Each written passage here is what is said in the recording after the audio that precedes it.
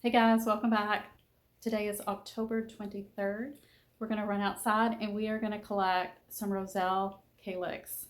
Calyxes? I think that's how you say it. Because I actually have a harvest this year. This is my third year trying to grow those little seed pods, the flowers, so we can get the calyx to make tea. I'm going to make jam. I don't know what else I'm going to make because I've never been successful. So I'm really excited to show you guys. This is my first patch of Roselle. You can see there's two different color leaves, and that's because the one in the foreground right now is not a true Roselle hibiscus. This is false Roselle or cranberry hibiscus, which I absolutely love. It's a beautiful plant. But for this purpose of making tea in this video, we are interested in this Roselle, the true Roselle hibiscus that will produce those beautiful red calyx pods. And that's what we're after today. Here's another view from the same area. You can see the beautiful cranberry hibiscus, and there's our Roselle. And it looks like there are some flowers starting to open. So I was kind of like, I've never harvested Roselle before. And that one is ready. It took me a couple tries. I actually picked two open pods that were not ready to pick.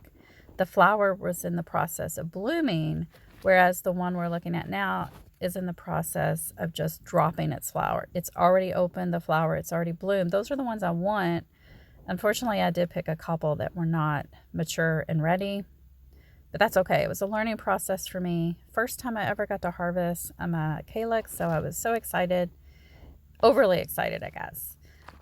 So that is one right there that is ready. It flowered. The flower was drying up. I pulled it out and I popped off the calyx right there. That's what we want. Here I'm showing an example of one that was premature that I picked way too early. But that was a good learning experience for me. And some of these that are real immature and some of the freshly broken stems have that okra goo coming out, because this is in the same family as okra, the mallow family. Did you see those dahlias? I just wanted to show you those. They were growing nearby. They were so pretty. So now we're up at the front patch of my Roselle hibiscus area. And here's one that's ready. You can see the flower had dried, and I just pulled it straight out, popped off that calyx. So I have three in this bed, and then two right on the left, right here, these two. And then I have one more back with the cranberry hibiscus. So 6 plants total. I'm hoping I'll have enough to make some jam. The jam I'll make at the very end, right before first frost, when I have a bunch of immature seed pods. And the recipe I'm going to use is from Haas. It's a seed company, but they have a YouTube channel. And Mama Haas has a recipe for using the smaller calyx that still have the seed pod inside. And that's what I'm going to do come first frost. But for now and for this video, I wanted to collect some that were ready to make some fresh tea. Now, most people dry those calyx leaves for making tea later, and I'm going to do that as well as more flowers open. But for now, I just want to try it. I want to see what it tastes like. So we're just going to make a batch of fresh tea with fresh leaves and see what it tastes like. Because, I've had commercially prepared Roselle dried tea and stuff like that, but I've never had it fresh out of the garden. So I'm really, really curious to see what it tastes like. I think I've got enough to get a small batch going. We're going to come out tomorrow morning because some of these flowers have not opened yet, and there's a lot of them, and I think they're going to be beautiful. So I want to get some images and video for you guys tomorrow. But let's go make that tea real quick. First thing, I'm going to rinse with water. And then I'm actually going to soak those, submerged, to get all those bugs out. They do have a lot of nooks and crannies for bugs to hide. Put those on a paper towel to dry, and then I'm going to pull off the leaves, the calyx leaves. The seed pods look pretty immature, so I don't think they're good for seed storage, but they are high in pectin. So I don't know if there's a purpose that I can make available for them right now or not. So I'm just putting some hot water over those calyx leaves there in a glass jar, and I'm going to let them sit 20-30 minutes or so and then make some tea with some honey. Let's take a quick look outside.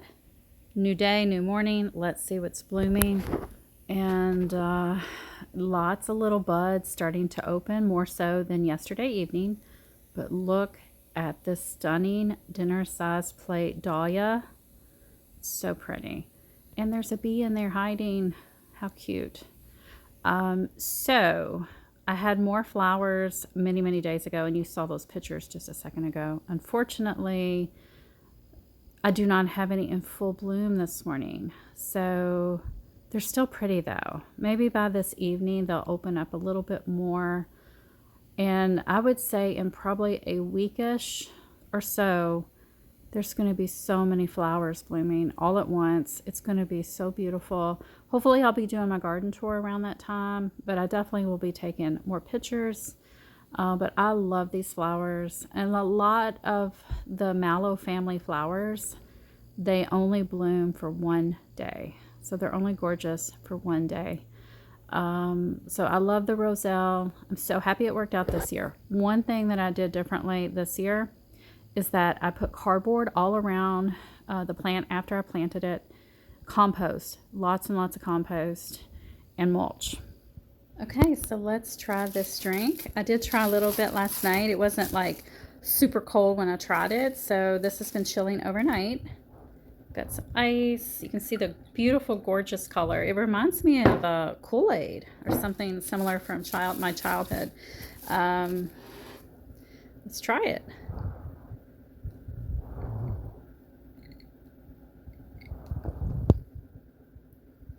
It's very refreshing.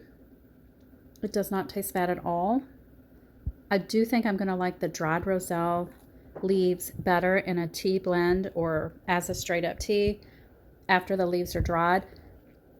This tastes really good, but you can tell that there's like I'm getting like a vegetable taste. I don't know. It tastes good, but I also sense a little bit of a vegetable tone, like an undertone of vegetable taste, if that makes any sense at all. You know, I didn't put a lot of honey, but it still tastes sweet. It definitely is flavorful. I've heard that it tastes like tart cranberries. I'm not really getting like a cranberry juice flavor.